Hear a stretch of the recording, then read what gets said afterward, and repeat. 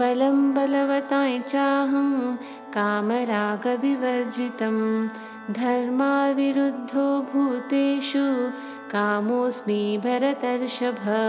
In this verse, Lord Krishna states that he is the strength of the strong, which is free from desires and attachments. He also mentions that among living beings, he represents desire that is in harmony with righteousness. This verse teaches us that true strength comes from aligning our desires with ethical values and righteousness. ये चैव सात्विका भावा राजसास्तामसाश्च ये मत्त एवेति तान् विद्धि न त्वहन्तेषु ते मयि. In this verse, Lord Krishna explains that all qualities, sattva, rajas and tamas, arise from him.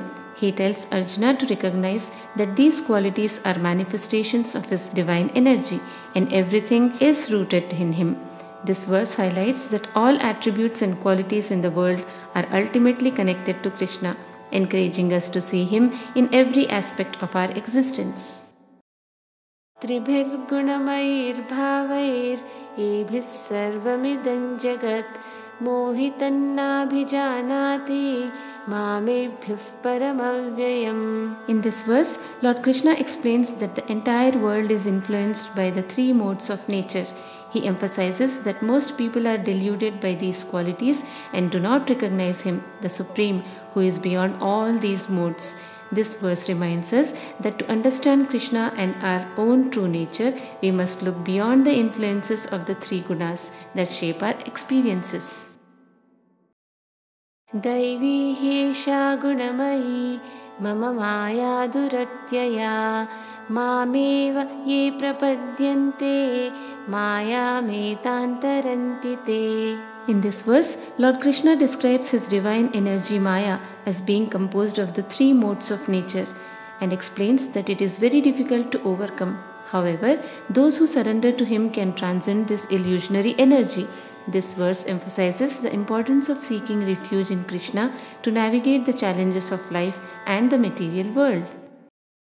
नमान् दुष्कृतिनो मूढाः प्रपद्यन्ते नराधमाः माययापहृतज्ञाना आसुरं भावमाश्रिताः. In this verse, Lord Krishna explains that the wicked and ignorant people, those engaged in sinful actions, do not surrender to him.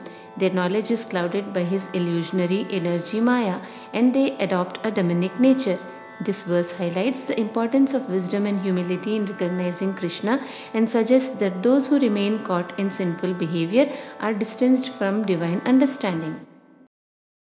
Chaturvidha bhajante mai jana sukritinarjuna arto jigyasurartharthi jnani cha bharatashabha.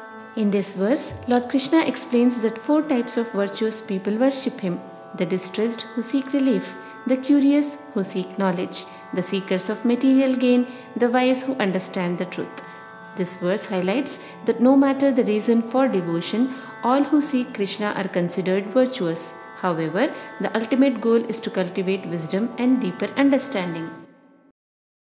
तेषां ज्ञानी नित्ययुक्त एकभक्तिर्विशिष्यते प्रियो हि ज्ञानिनोत्यर्थम् aham sacha mama priyaha. In this verse, Lord Krishna states that among all devotees, the wise who is steadfast in devotion is the most esteemed. He expresses that the wise devotee is very dear to him. This verse emphasizes the importance of wisdom in devotion and highlights that true understanding of Krishna deepens the bond between the devotee and the divine. Udara sarva evaite jnani tvatmaiva me matam astita sahi yuktatma mamevanuttamāṅgatim. In this verse, Lord Krishna declares that all the wise devotees are indeed noble and that he considers them as one with himself. Those who are firmly established in wisdom attain the highest destination, which is union with Krishna. This verse underscores the value of wisdom in devotion and indicates that true understanding of the self and Krishna brings one closer to spiritual fulfillment. Bahunai janmanamante jnanavan mam prapadyate Vasudeva sarvamiti samahatma sudurlabhaha. In this verse, Lord Krishna explains that after many lifetimes, the wise person realizes that Krishna is the ultimate truth and surrenders to him. Such a great soul is very rare. This verse highlights the journey of spiritual growth and the rarity of those who achieve true understanding and devotion to Krishna. Kamaistaistairtagyanāv prapadyantenyadevataः tantanniyamamāsthāya prakritya niyatasvaya. In this verse, Lord Krishna explains that those whose knowledge is taken away by desires worship other deities instead of him. They adhere to specific rules and regulations according to their nature, influenced by their desires. This verse emphasizes how attachment to desires can lead individuals away from recognizing and worshipping the ultimate truth, Krishna.